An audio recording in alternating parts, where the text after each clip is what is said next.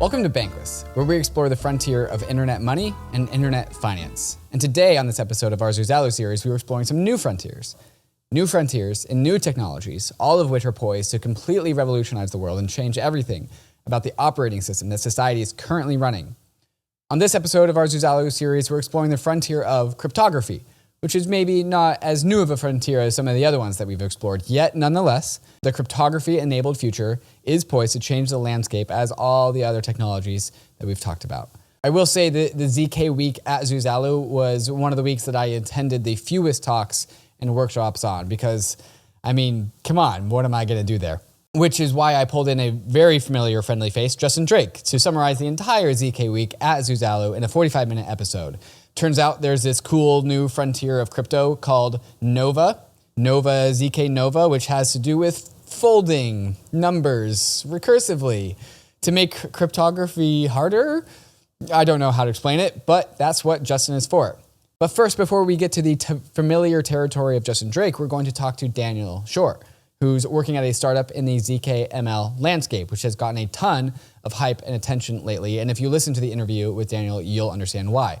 The thesis is that there's going to be a Cambrian explosion of AI models out there, and simply verifying the model itself on-chain using Ethereum and a ZK proof can give consumers and users of these models assurances of the authenticity and the outputs of that model. The fact that the input actually went through the correct model and the output is actually verified by the model that you want. Why this is important and what this unlocks, Daniel will explain in the show. Bankless Nation, this one is a doozy, but Daniel and Justin do a great job of dumbing it down for us in this episode. So let's go ahead and get right into it. But first, a moment to talk about some of these fantastic sponsors that make the show possible. KRAKEN Pro has easily become the best crypto trading platform in the industry. The place I use to check the charts and the crypto prices, even when I'm not looking to place a trade. On KRAKEN Pro, you'll have access to advanced charting tools, real-time market data, and lightning-fast trade execution, all inside their spiffy new modular interface. KRAKEN's new customizable modular layout lets you tailor your trading experience to suit your needs. Pick and choose your favorite modules and place them anywhere you want in your screen. With KRAKEN Pro, you have that power. Whether you are a seasoned pro or just starting out, join thousands of traders who trust KRAKEN Pro for their crypto trading needs. Visit pro.kraken.com to get started today.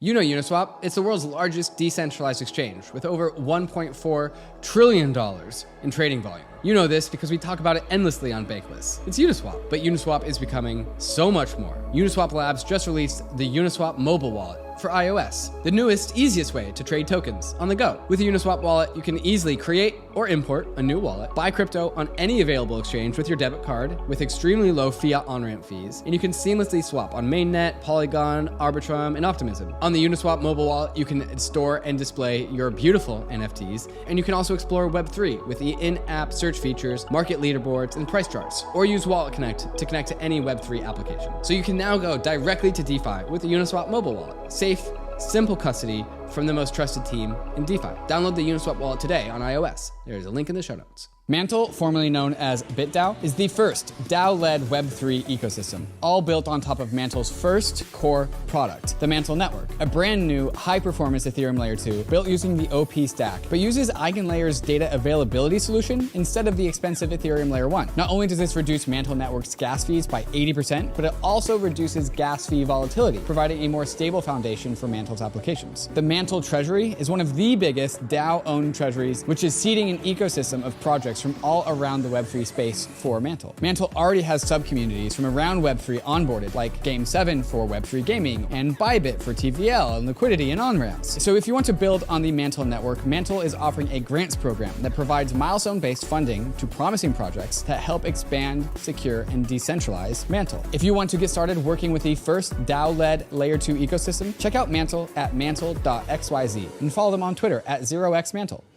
Bankless Nation, it is ZK week here at Zuzalu, and I am talking to Daniel from Modulus Labs. Daniel, welcome to the show. Thank you for having me. Okay, so there is growing hype and attention around this world of ZKML. And so we're getting some hypey adjectives, not adjectives, hypey... letters, consonants. Yes, exactly. Yes. Yeah, letters, yeah. Can you explain the world of ZK and ML to the best of your ability and as short as possible, and then we'll get to why these things are currently getting married in this point in time. Yeah, I think I mean, let's just start with the letters. ZK is the first two. Zero knowledge is often known as an accountability or integrity technology. So it basically tells you that some compute was done correctly. So that's exciting, and actually has this odd property where verifying that compute is a lot less expensive than doing the compute naively. So it's often been used to compress information and then, in the case of blockchain, bring that information on-chain while retaining the security standard. The metaphor we like to use a lot is that it's hard to complete a Sudoku puzzle, but once a Sudoku puzzle is completed, it is easy to verify that it was done correctly. Exactly. And that's just like ZK in its essence. Yes, precisely. That's kind of the most powerful property of ZK in the blockchain context. Kind of what's next then, at least for us, was, okay, excuse me, if this technology can be used to scale blockchains, what is the most kind of intense or almost irresponsible kind of compute we can throw at this kind of technology? And in terms of the size of compute, it doesn't get much larger than machine learning models. Irresponsible is just in like the magnitude of the compute. Yes, exactly. Okay, so you're stress testing the whole paradigm of ZK. That's right. Yes. And that's how you got to ML? Mm-hmm. That's right. What is ML and why is it so intensive? Yes. So machine learning, or just artificial intelligence in general, is a process of using an algorithm to approximate human-like decision making. So think like high semantic output space, right? So I want to look at an image and decide if it's a cat or a dog, or I want to kind of predict what might happen to prices in the future by looking at a lot of data from before. Traditionally, this has been seen as kind of a task for human beings, but ML is this kind of wild regime where algorithms can take the place of human decision making. And specifically, these algorithms, there's a software and a hardware component, right? And the hardware is kind of the clock speed, how fast this thing can think, and you can throw a lot of hardware at this thing. You can, and that will get the result faster.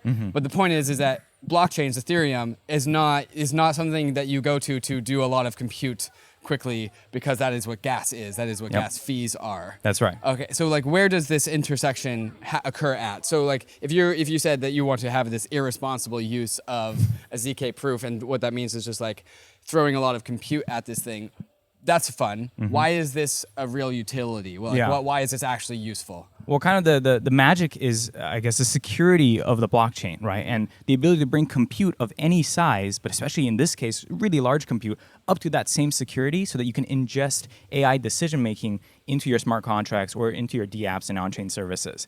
That, we think, is a really powerful paradigm and something that's now uniquely enabled by the fact that ZK has improved so much, and especially, at least in the case of Modulus, with a focus towards machine learning compute.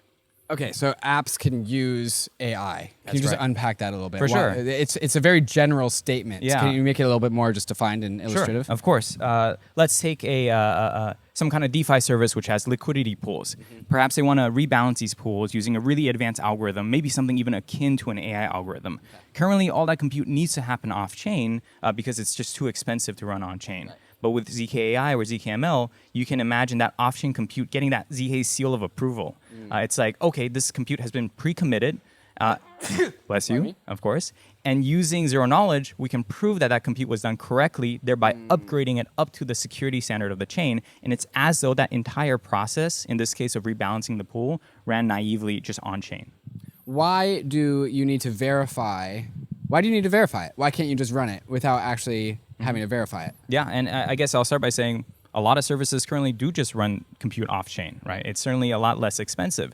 But I think a big part of why we're in the blockchain ecosystem at all, and certainly a big part of what attracts Modulus, is the kind of security standards that's established by this decentralized network of nodes and having the social consensus and all the wonderful things we get in Ethereum and some other chains as well. And so we want to make sure that the services that write on these chains, that buy into the security ethos of the chain, gets to participate in that fully, even as they take on bigger statements of work when it comes to compute. So if I'm a dApp or I'm an on-chain service and I want to use AI, maybe I don't have to give up on the security that my customer and maybe even myself, I expect out of my own service. Okay, so I think the reason why this whole area of focus is getting so much attention, ML, machine learning, ChatGPT has just like elevated that into the stratosphere. Yes. ZK on the crypto side of things, the theme of ZK Week was how fast and compressed and capable some of these ZK circuits are becoming. Yes. And so on one side of things, we have the growing Cambrian explosion of AI getting large in capability. And then on the other side, we have ZK decreasing which was what ZK does, Yes. decreasing complexity and simplifying compute. Yes. And so like at a high level, at a just like broad stroke, you can see how these things kind of would work together. I'm guessing, without knowing too much about this, kind of naively, that the idea of putting an AI on chain implies that there's going to be tons of AI models, like generalizable, any kind of model that you can think of that an AI would be able to produce for, I don't know, DeFi liquidity comes to mind, but like literally anything. Sure. And then the idea is that with ZKML, you get to verify the actual model, the external model that I'm assuming many people are going to work on, like individual models. And we want to make sure that that is the actual model that we are running on chain, Exactly. and that's the ZK component. Yeah, you got it. I mean, this is, sure, it's DeFi and certain market mechanisms potentially, or maybe moving users' funds, of course, or crypto across different chains to optimize yield farming, or even NFTs, right? Let's say I want a machine algorithm to output pixel art or any type of generative art, but I want to know that that piece of art actually came from the algorithm that might be really valuable, right? So ZKML is a way of extending that kind of cryptographic promise of authenticity to all kinds of AI output specifically. I guess the possibilities are substantial so long as we can get the tech right, and obviously all the acceleration on the ZK side really helps with that. So I'm just gonna like list off a bunch of models that I can think of. We got like ChatGPT is the big one, GPT-4, Midjourney. What are some other ones that are out there? Like we got Bard. Sure. There's all of these models. Older models like BERT, right? Recommender models, generative models that output pixel art, GANs, generative adversarial networks, as well as maybe more subtle models like anything from a game that uses an agent, right, an AI agent to simulate NPCs, to something more kind of outlandish like an LLM that maybe predicts investment decisions or things like that. So perhaps one model is in the gaming world. Sure. Is something that is generatively producing a landscape. Sure, And yeah. that is a model. Yes. And maybe this applies in the world of for people that are familiar with Dark Forest. Sure, totally. And we need to make sure that we're playing a game that has a specific model. Yes. To define the landscape of the game that we are playing. Exactly. This is an example of a model. Yeah, that's great. And the counterparty risk here is bigger than just swapping out the models. It's swapping out the output entirely. So let's say you have an AI responsible for the landscape or the weather or the in-game economy, or it's like almost like a god role in your game, right? If I, as the operator of the game or the developer, is biased to, let's say, penalize David's camp or David's planet, right? We're going to nuke your planet from orbit via the decree of the galactic government, and there might be enormous financial stakes to these in-game economies. That's like a devastating result. Right. And so, in the same way It's a rug pull. It's a rug pull. Yes. And so in the same way that blockchains kind of extend this veil of security, or this promise of security rather, to everything that's on chain, we want to make sure that keeps being the case even as we want to bring AI kind of feature sets on chain. Right. Okay.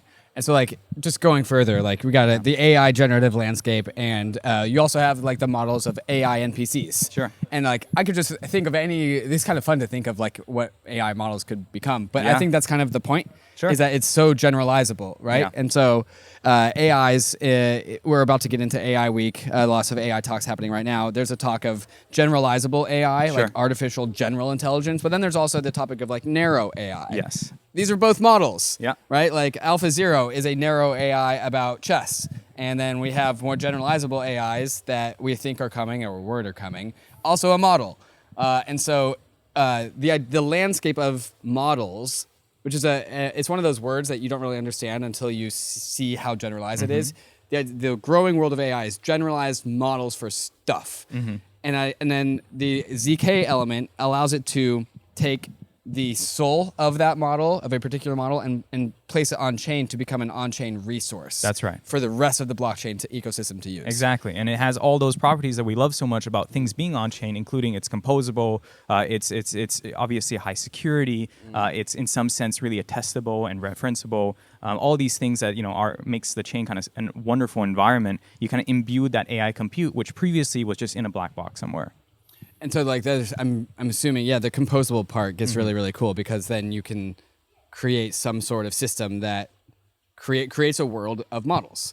And I don't know where is the utility coming from first. Like, so if there's it's exciting to see all this possibility. Sure. what's the lowest hanging fruit? What's going to get built first? Yeah, great question. You know, there's already kind of prototypes, including ones that we've built and others as well, kind of exploring. It's still a very nascent category, right? Everything from, you mentioned this briefly, but like chess engines, right? So we brought a 4 million parameter chess engine on chain, and now players can stake and bet against the chess engine, knowing full well that they're always playing against the same AI model, and in no way can Modulus or anyone else swap out the results of this particular chess engine by calling up our friend Magnus and it's like, hey Magnus, what move would you play? Right. Yes, but you know, that's just where we're starting. We're also starting a ZK-GAN project, so generative art, and of course we're kind of marching towards that LLM goal. But there's a lot of kind of space in between that, of course, right? Again, I mentioned like recommenders earlier. There's a lot of use cases for just any amount of personalization when it comes to the chain, but still at the kind of security standards we want. Right? If you have a social media feed, but you want to know that the same algorithm that drives the equitable results you see on Daniel's feed is the same one that David sees, then ZKML can play a really, really key role there. So, okay, at Modulus Labs, what's the current? What are you guys focusing on right now? What's the current bottleneck or constraint or problem that you guys are currently solving? Yeah. Like, where are you? Where are you in the roadmap? I guess is the question. Yeah, great question. So you kind of alluded earlier in the ZK week, right? We're seeing kind of the ZK overhead come down substantially, and that is amazing and obviously very helpful, precisely because at the top we mentioned that AI is like a lot of compute. It's almost irresponsible. Right. I think the exciting here is that our job's almost easier because AI as a class of compute is really structured, really repetitive, and those things, those like properties of that compute allows us to make the ZK stack much more efficient, right? In some sense, it's almost like you've down selected to a more specialized class of problems that gives your ZK prover a lot of space to be more efficient and kind of take advantage of that structure. And so Modulus, kind of what we work on for the most part, is making the proving stack significantly more efficient so that we can bring much larger, much more expressive models on chain at still that same security standard. Okay, so this is what your guys' technology is. You guys aren't bothering with the AI world. You're not here to build AI models. That's for the AI industry. That's right. Yes. You're here just to build the bridge to be able to verify models on chain. Exactly. And so you guys are operating in the ZK world. Precisely. You got it. Yeah. Okay. Sounds ambitious.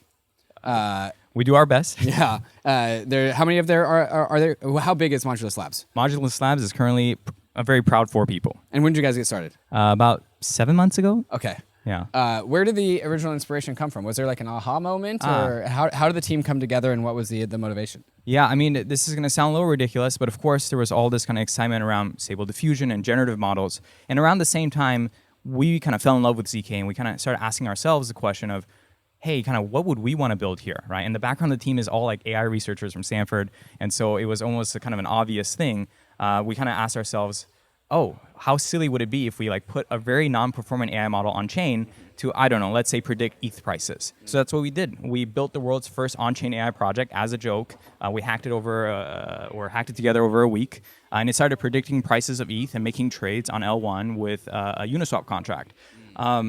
It's a joke, right? We did this purely as a proof of concept. The point was not to make money on ETH. I don't think the goal was to make money. That wasn't the goal. No. It was just an idea. And this model would not be able to do that. Right. To clarify, but kind of, and I guess just to really nail that point home, we didn't put a call function in the smart contract. So like once money went in, we put in like $500, right? No one could touch it, us included. Okay. But kind of something miraculous happened, which is lots of randos on the internet, anons included, started donating money to the trading bot. And if you look at the kind of historic performance, there's like a front end, it kind of goes up and to the right. It's not actually doing, that's just like buoyed up by the donations it was getting. And of course, eventually it lost everyone's money, as we've been telling very kind of transparently. Their algorithm failed to produce more Ether. It did, yes. But it did succeed at being an algorithm on chain. Exactly. And which was the point. Precisely. And kind of there was nothing that the Modulus team could do to, again, tamper with anything that it's kind of like imagine like an autonomous robot just executing forever. So kind of from that point, we were like, oh man, what if we brought an actually performant model on chain? Imagine how cool that would be. Right. Yeah. Okay. So there's 2 worlds that I see spawning here. There is the insular world of crypto, who's like, oh, we could build models to do things inside of the crypto world. Yes. And then there's external uses that need to verify models and their execution off chain. Yes. Is that? Can you talk about how these 2 worlds might develop independently? Yeah. Exceptional kind of insight. You're totally right. And that's kind of how we see it as well. In some sense, the crypto world is a little more convenient because there's already kind of a cultural expectation of compute integrity as a really core value, right? We want to see that as much of the compute that's related to our dApps and on-chain services are on-chain as much as possible, right? This is kind of the excitement that's driving all the zk-Rollup kind of activity. But of course, the question is what happens when you step beyond the on-chain world? Does the rest of the world care about verifiability, that this algorithm was the one that made that decision, right? And you can imagine in a future where the judicial system uses large language models to make decisions about sentences, God forbid, or a medical system that uses a very sophisticated AI model that determines certain medication treatments. These kind of intersections are really sensitive, where liability is a big concern. I think verifiability is going to be a big deal. And what's cool is we get to get that flywheel started, the cultural appetite for it in crypto, and really kind of hopefully build up a really strong kind of almost a strong example of what it's like to be able to attest and make our algorithms accountable. And then we can communicate that with the rest of the world. But Modulus right now, we're very much focused on crypto with kind of an eye to the future. Sure. Yeah, but knowing what the eventual TAM would be, especially as the TAM is likely going to grow as AI grows, right? So the mental model I have is like that little like SSL certificate, like the little shield in your... Yes. It's kind of like that. It is. Like prove this model that you're using is proofed. Exactly. And thumbs up, go for it. That's like, right. Rug pull resistant. Exactly. Or a rug pull immune. I would imagine that like as all of the AI people that are over there talking about AI doom, they're talking about like one of the paths towards AI doom. First, before doom, we get to AI fun times. And yes, so that's right. In the AI fun times, an explosion of models, an explosion of usefulness, an explosion of human productivity and flourishing and wealth generation, precursoring the inevitable blow up. But before we get there, it's a world that we the humans live on models. Yes. And our life is guided by models and determined by models. Yes. And so with that Cambrian explosion of models, I would assume that the surface area for rug pulls also grows. Yeah. It's actually kind of terrifying how big the attack vector can be for generating catastrophic results in your AI models, right? There's a kind of classic example of a vision model which sees a stop sign, and you go in, or a picture of a stop sign, say, and you go in, you put 3 pieces of tape or manipulate some pixels in a way that's totally indecipherable to the human eye, and it thinks the stop sign is a go sign, or God forbid is a toaster, anything, right? These AI models do have very substantial kind of adversarial environment or attack vectors, and it's a little scary for sure. Yeah. Okay, so we're helping secure our future, which sounds pretty important. And also is like it's just like trustless. There's many different aspects of AI, and this is like one way to make AI applications safer. It's not the AI safety conversation, but it is part of it. Right? Yeah, I mean, the way I like to think about it is, you have all kinds of different models, and your model might be more explainable, more robust to attacks, more equitable, right? It doesn't bias for specific political allegiance or anything else, right? And these are amazing attributes and very hard problems that people are actively working on. But without verifiability, right, without the ability to pin down that model, at any given instance of use, you can swap out that fair model, that robust model, for a different one, or for no model at all. I can just be feeding it any answers I want as the operator. And so in the same way that the security standard of blockchain is that it's all there, right? Like you can just go into the ledger and see exactly the transactions. We make sure that the algorithms have that same kind of quality. Right, and so the insular way of using this technology is that we get smart contracts that are AIs that get to do things on chain, and that's going to be pretty cool and tight. And I don't even know how to start thinking about that. But the outside world is at that point just using the blockchain as like a timestamping tool, correct? Right. Yes. Yeah. As in the blockchain is kind of this amazing environment where public verifiability is like so obvious there, right? And so it could be this amazing kind of settlement arena for the world's compute. Right. Yes. Yeah. And in a world in which we are going to be using AI models, and we're probably not going to think about the rug pull surface area, right? Yeah. And so like humans, when we use these things, we're going to assume that they're the things that we want them to be, and so we're not going to be looking for the rug pull. And this technology actually allows us to be cozy as we use these models. Yeah, in some sense, and it's a little insidious. These models are very sticky. They're incredible, right? They're very personable. magical kind of features that we can add into every part of our compute diet as a society. And of course, while that's happening, we're very quickly expanding the surface area of potential attacks. And the goal is to make sure that before we have that catastrophic outcome, right, before somebody gets really injured or a lot of money is lost because of the widespread use of large AI models, that we have that accountability piece in place, along with all the other AI safety technologies. Yeah. Right. Daniel, I would imagine that this conversation just about ZKML, what we're talking about here, can go on and on and on and on and on. It definitely can. Yes. What parts of are there any big parts of the conversation that I haven't opened up yet? Good question. I mean, every part seems like it's filled with potential, right? But something that we spend a lot of time on, for example, is, and this is going to sound like the opposite of the kind of aspirational, exciting thing that's happening, is the literal cost of doing this process, of running these computes, or this very expensive class of compute in a zero-knowledge setting, and making sure that although we're excited to kind of have our heads in the sky, we're kind of marching towards real implementation, real use cases, real customers, right? So, it starts with working with folks like WorldCoin on identity verification or self-custody of biometric information, all the way to games and DeFi protocols, and of course NFTs as well, to kind of push the envelope on accountability for machine intelligence, right?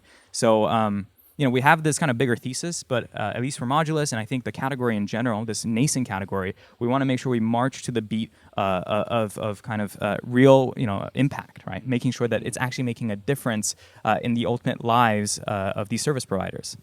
The phrase accountability for machine models, I think, is going to be something that really resonates with a lot of people, even at just like the cursory level, right?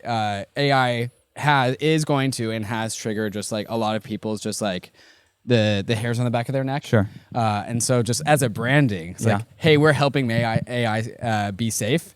Is like a really good branding to lean into. Well, kind of what's exciting, of course, is beyond just the branding being kind of very appealing for sure, is that this is, AI researchers are not going to love kind of the way I phrase this, but I almost see these technologies with personalities, right?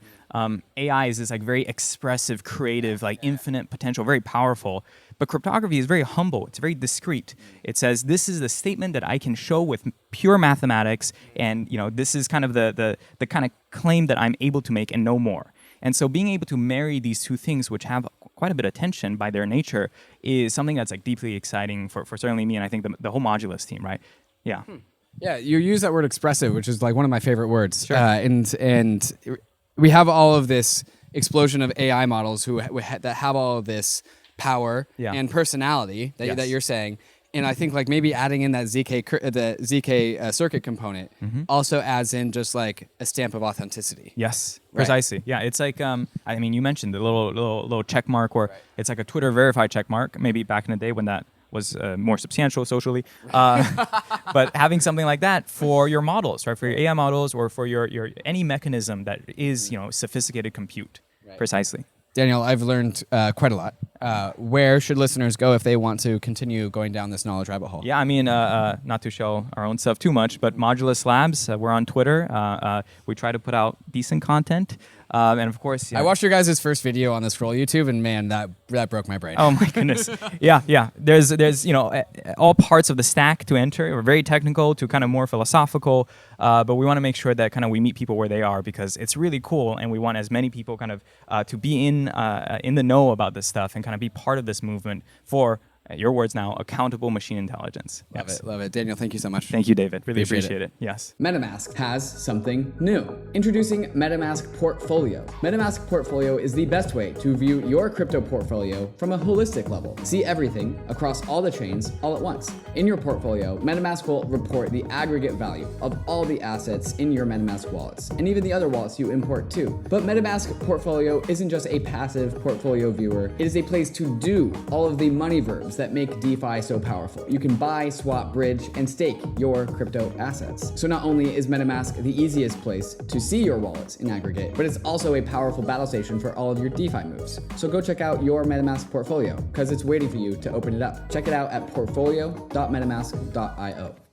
Arbitrum 1 is pioneering the world of secure Ethereum scalability and is continuing to accelerate the Web3 landscape. Hundreds of projects have already deployed on Arbitrum 1, producing flourishing DeFi and NFT ecosystems. With the recent addition of Arbitrum Nova, gaming and social dApps like Reddit are also now calling Arbitrum home. Both Arbitrum 1 and Nova leverage the security and decentralization of Ethereum and provide a builder experience that's intuitive, familiar, and fully EVM compatible. On Arbitrum, both builders and users will experience faster transaction speeds with significantly lower gas fees. With Arbitrum's recent migration to Arbitrum Nitro, it's also now 10 times faster than before. Visit arbitrum.io, where you can join the community, dive into the developer docs, bridge your assets, and start building your first dApp. With Arbitrum, experience Web3 development the way it was meant to be: secure, fast, cheap, and friction-free. Hiring people worldwide, paying them in crypto, providing them access to benefits, it all's so complex. But it doesn't have to be. Complying with labor laws, payroll rules, tax obligations, and crypto regulations in every country that you employ someone is difficult, time-consuming, manual, and costly. And it's drawing more and more attention from regulators and governments. But there is good news. Toku is here. Toku is the first employment and compensation platform for the crypto industry that makes this easy. Toku helps you hire employees or contractors and pay them in fiat or crypto legally,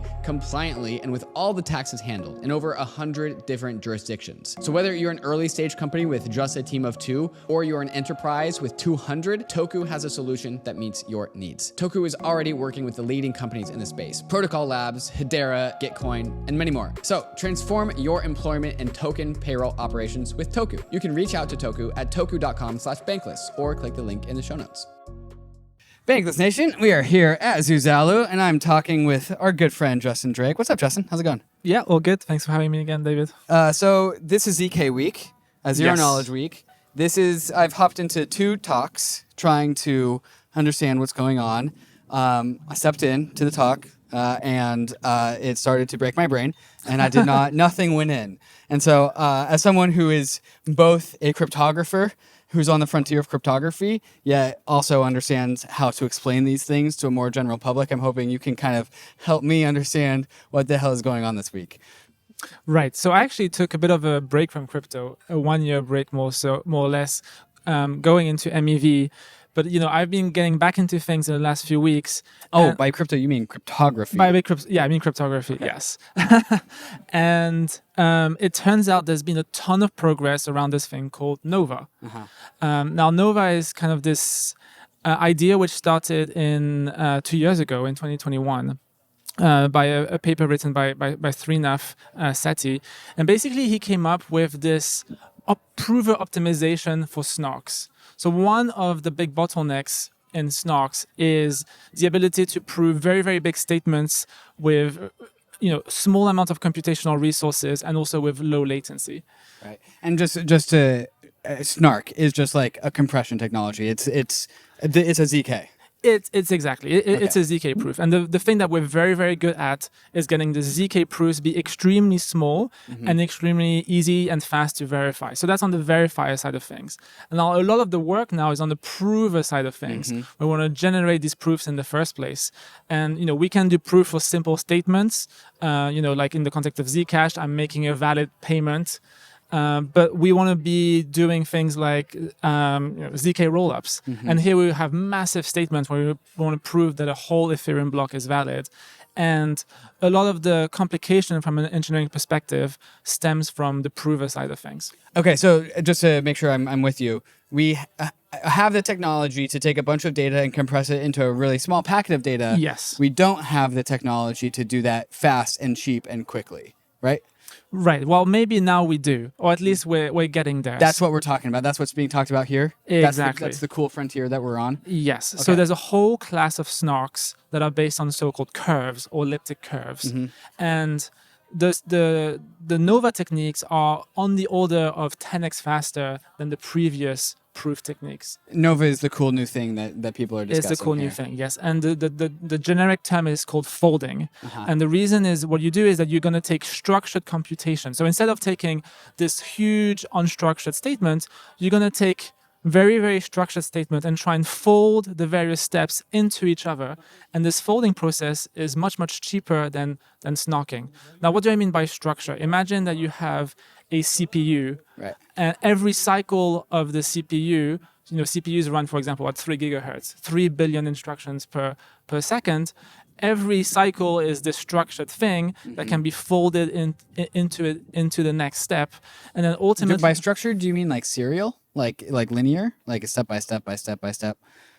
Yeah. So what I mean is that you want to prove a very big statement that can be broken down into steps, all of which have the same format or template. Okay. So they still all have the same length, and they're all proving something same. Okay, here's an example. BLS signatures. So we all know that BLS signatures is one of the big optimizations that allows Ethereum to have 500,000 validators. Right. The next, It's the thing that brought the validator requirement from 1,500 Ether per validator down to 32, because it was a very compressed piece of a previous technology. exactly. And what does BLS aggregation allow? It basically allows you to take, let's say, 10,000 BLS signatures and fold them onto each other, such that if you verify the folded thing, you've proven that all the other 10,000 unfolded signatures are also valid. And just to put numbers on this, it takes about 1 millisecond to verify a signature. So if you want to verify all 10,000, it will take 10 seconds. Right. But if you want to verify the folded one, that takes on the order of 1 millisecond. Okay, so some of the deep down details I don't get, but the patterns I think I'm understanding. Whereas if you tell me it takes 1 millisecond to verify a BLS signature, and then if you want to do 10,000 of them, well, it's linear up to 10,000. It's linear, yes. And with this new folding mechanism, like there's that meme of this, like you can't fold anything in the universe 12 times because it's too exponential. Right. And so I understand exponential curves. And so it sounds like we have a way to do something previously linearly that we now have a new way to do it, and it's exponential. And so it just gets it gets the scale of an exponential curve. Is that a way to understand it? So we basically have these two tools at our disposition. You can think of like the high duty power machine that is very expensive to use, and we have the hammer. Both of them can get the job done, but one of them is much, much cheaper to use, and the hammer turns out to be about 10 times cheaper to use. So it is a constant optimization. We do know how to make snarks that are linear time, in the sense that the time it takes to do the proving grows linearly with the size of the statements. But now we've actually reached a point in the maturity of snarks where it's a game of constants. And at least for elliptic curve-based snarks, Nova allows us to get this 10x boost relative to the status quo. So what does that mean for cryptocurrency? Like, what does that mean? Why do we care about this? How does this really benefit? We enjoy things that are cheaper and faster just implicitly, but how does this impact our lives? Right. So I guess one big thing is it's going to make it easier to deploy rollups en masse. Okay. zk-Rollups specifically. Okay. So this is a democratizing technology for deploying zk-Rollups. Yes, but it's also the key to getting decentralized proving. Now, what do I mean by decentralized proving? I mean two things. I mean, first of all, the lowering the barrier to entry in terms of computational resources. So right now, if you want to be a prover for a zk-Rollup, you need to hire some sort of rack in a data center, lots of compute, and it's not really friendly to doing so at home. So imagine, a small box at your home, and you can be a scroll prover or whatever it is, zk-sync prover. The other interesting thing about Nova is that it allows for decentralized proving, which is kind of the next step after distributed proving, which is the next step after parallel proving. So let me try and explain. Cool. So snarks are very parallel friendly in the sense that if you have multiple CPUs on your machine, or if you have multiple threads within each CPU, you can make use of these threads to do work in parallel. Right. But they all sit within one machine. That's parallel proving. Then the next step is distributed proving, where you have machines that are geographically distributed all around the world, and they're separated by the networking layer. And here what you need is basically these small proofs that can be communicated fast so that you can distribute the work. And this is like a distributing the sequencer, distributing the validator of a layer 2, similar conversation. Yes. Well, here is about distributing the prover. Right. And the key thing about distribution versus decentralization is that there's only one prover that's distributed, whereas in the decentralized model, it's a untrusted kind of coordination of provers that ultimately help build this mega proof. Right. And the idea of a decentralized ZK rollup is that ultimately we want anyone to be able to generate a proof. Yes. But right now that's still too costly, too expensive, because just that's the state of things we're in. Right. So Nova kind of helps in two ways. One is that it's this constant optimization by 10x. But the other thing is that it makes it much, much simpler to have this best-in-class decentralized proving where 1,000 nodes, let's say, that don't trust each other can all combine work to ultimately form a final proof. That's I think a new part of ZK Rollup for me is multiple different computers, nodes coming together to produce a proof. Right. How does that fit into a ZK Rollup? Where does that fit? Right. So the ZK rollups have the same kind of infrastructure as the layer ones. You have the proposers, the attesters, and you have the block builders, which are sometimes called sequencers. But there's a new role, which is the prover. And right now, that new role, the prover, comes because it's a ZK rollup, because it's a snark. So the snark that is a ZK rollup needs to be proved. That's the thing. Yes. So traditionally, the role of prover was subsumed within the block builder. And the reason is that the block builder needs to do something which is basically compute the state root. But now, in addition to computing the state root, there's this other thing that needs to be done, which is to compute the snark. And that is just so much more expensive than computing the state root that it makes sense to unbundle these two roles. Right. Okay. And so with a ZK rollup, what does it mean for many different nodes in a ZK rollup to produce, like, everyone's doing a small snippet of work that gets aggregated, but they're not doing the same work independendently, correct? Yeah, that's correct. So just to zoom out in terms of why we care to decentralize the prover, it's all about liveness. So right now, all the ZK rollups have a centralized prover in AWS or whatever it is. If AWS goes down for 1 hour, the ZK rollup goes down for an hour. So we care about this strong kind of World War III grade liveness. So we need to decentralize the prover. And as you said, what we're going to do is we're going to take this whole big block, this rollup block, partition it into small steps, for example, transactions, but maybe even more granular, at the opcode by opcode level, and then have each decentralized prover perform their mini proof and then aggregate these mini proofs into a final proof. So in a ZK rollup, the blocks are really big, and we need multiple nodes to process parts of this block in order to create a proof that gets submitted down to the Ethereum layer 1. And the more nodes we have, the faster that block can be processed, and also the liveness of the actual rollup increases. Correct?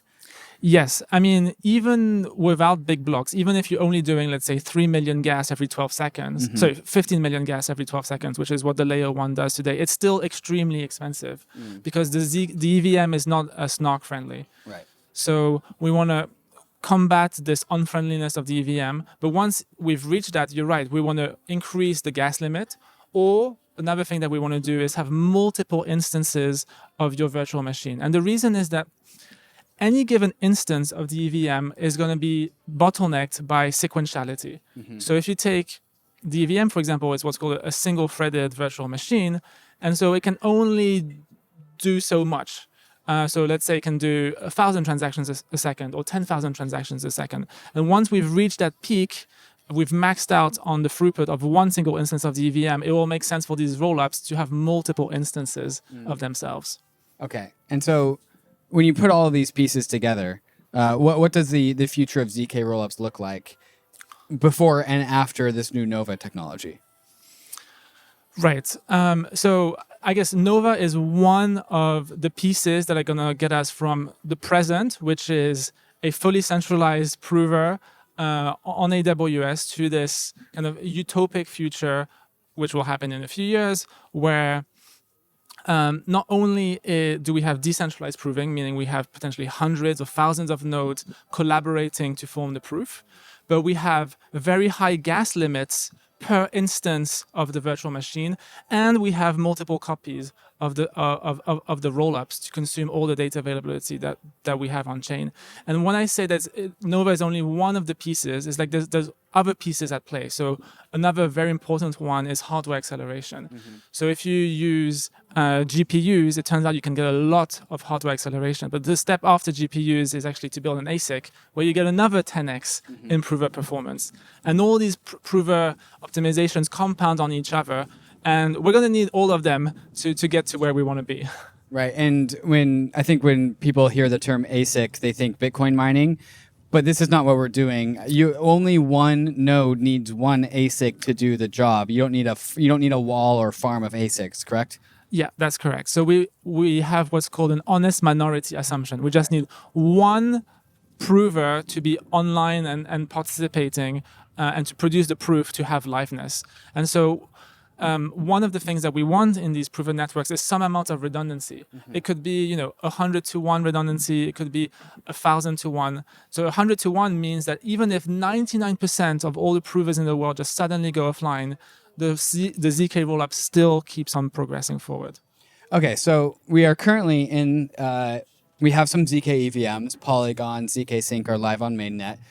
Scroll is coming soon. The costliness of these provers are extremely high, and there's only one because of how high they are. And that's the current state of things.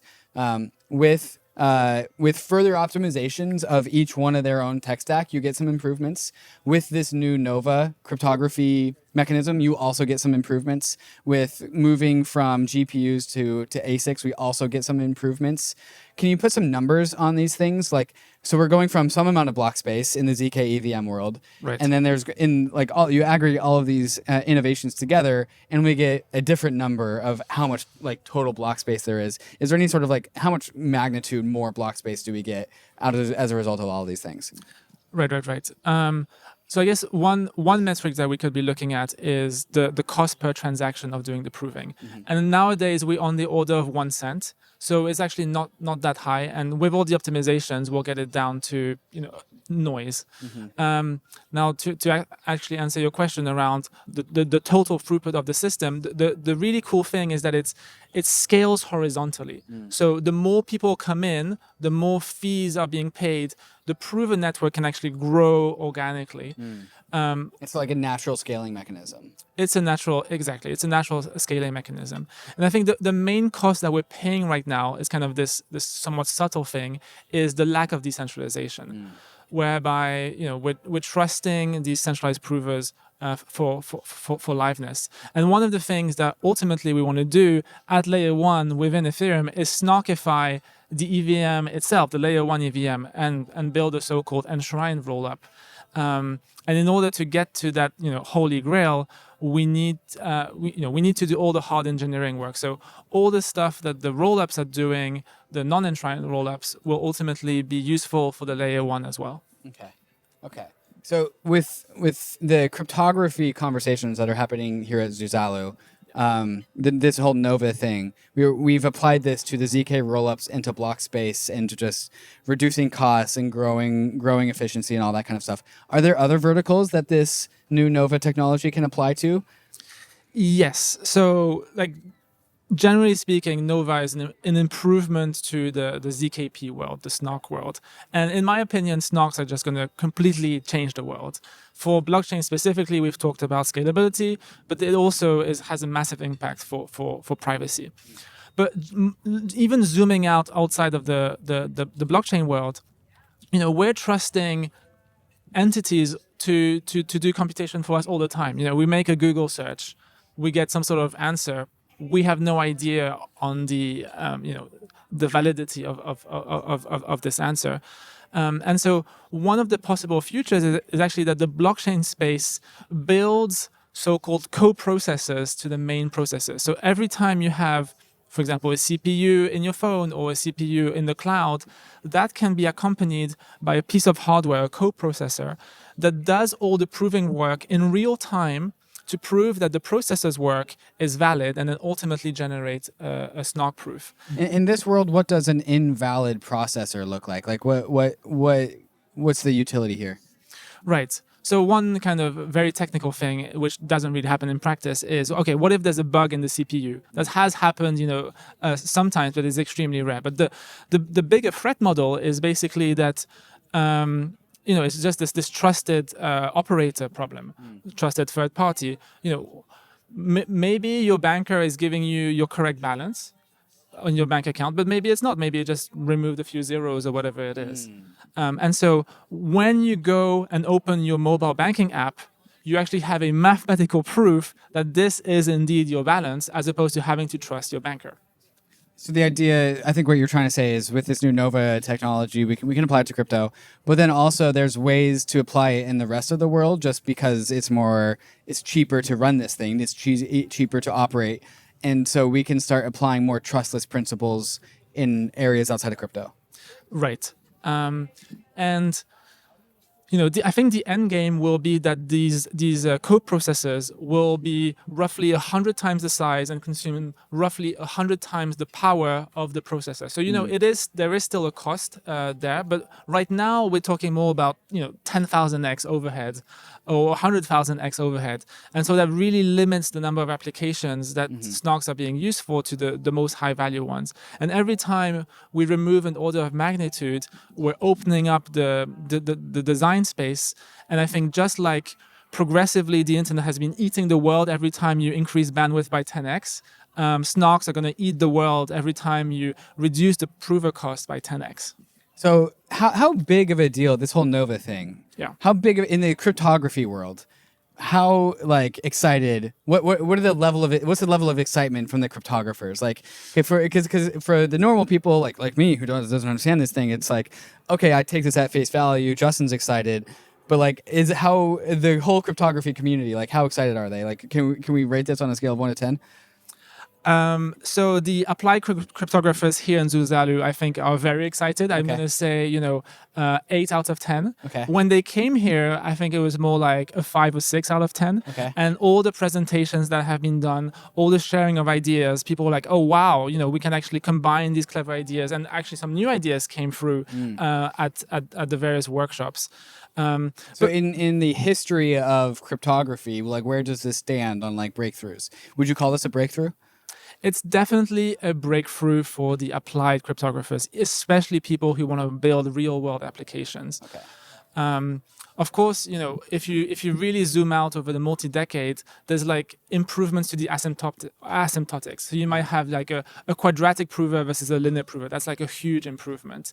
But now, as I said, we've reached the optimal point from an asymptotics, and it's all about improving the constants. And as I see it, Nova is optimal from both an asymptotic and a constant standpoint for SNOCs that are using curves, elliptic curves. Okay. So this is the end of the road for the proof system, or we're very, very close at least. The theoretical max of what we could get? Yeah, pretty much, yeah. And so with the many different ways to scale a blockchain, cryptography is one of them. You're saying that Nova is the theoretical max of the cryptography side of that equation for scaling a blockchain. Yes, specifically for this proving of statements and ultimately generating a small proof that can be verified by a blockchain. Yeah. So now it's just a matter of building the infrastructure around Nova to support it, make it better, refine it. Yes. But Nova's the deal. Yes, I mean, I think there's going to actually be a bifurcation of two types of SNOCs. There's going to be the so-called curve-based SNOCs, like Nova, and there's going to be the hash-based SNOCs, like Starks and Fry-based things. And the jury is still out because the underlying cryptographic assumptions are pretty different, and that has implications from a performance standpoint.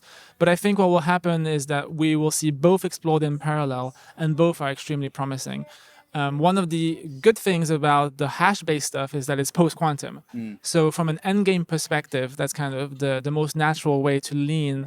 right now. But it turns out that you can generalize Nova to use so-called lattice-based commitments. A little bit technical, but basically it's the equivalent of curves, but they're post-quantum. Okay. So there's future-proof is the way to read that. There's a potential roadmap to future-proofing Nova, but right now the details haven't been fleshed out. Okay. That always kind of seems to be where conversations with cryptography leave, is like, there's potential road, we haven't figured it out yet. Right. Yeah, at least for the curves, we've reached something optimal from a constant standpoint. Yeah. So Justin, here at Zuzalu, there's just been the idea of Zuzalu. One of the big ones is cross-pollination, like get all the brains together, get them to talk. How's that just going for you? Talk about your experience here at Zuzalu. Right. I've had a few kind of mind-blowing moments, just meeting people that I was not expecting to meet. One within crypto, there's like, for example, Lev, who's very much interested in FHE, and he's very much interested in moon math, like witness encryption, and there's various other people like him. But outside of the cryptography world, it turns out I've learned of 2 different projects to build stable coins that are backed by central banks of governments, of nation states. And these seem to be like serious projects. One of which is Montenegro. And, I got to meet, the most likely, candidate to being the prime minister of Montenegro. And, people as part of his team, and they've been working on this crypto law for a very long time. And it seems to be a very serious and interesting project. Yeah, I am interviewing Mickey in a couple days here. Oh, excellent. And yes. so this will be a featured content on the Zuzalu track. Amazing. Yeah. Who else do you think I should interview while I'm here? If you had to pick. Right. So for the second fiat stable coin backed by a central bank, I've been told to not leak the alpha, but I can tell you privately, I guess, and then you can ask them if they want to be interviewed. Yeah, that seems to be a central bank stablecoin. There's only so many central banks to go around. Right. Justin, thank you so much for guiding us through the world of ZK cryptography, and also I hope you enjoy your time here at Zuzalu. Yeah. Thanks, David. Cheers.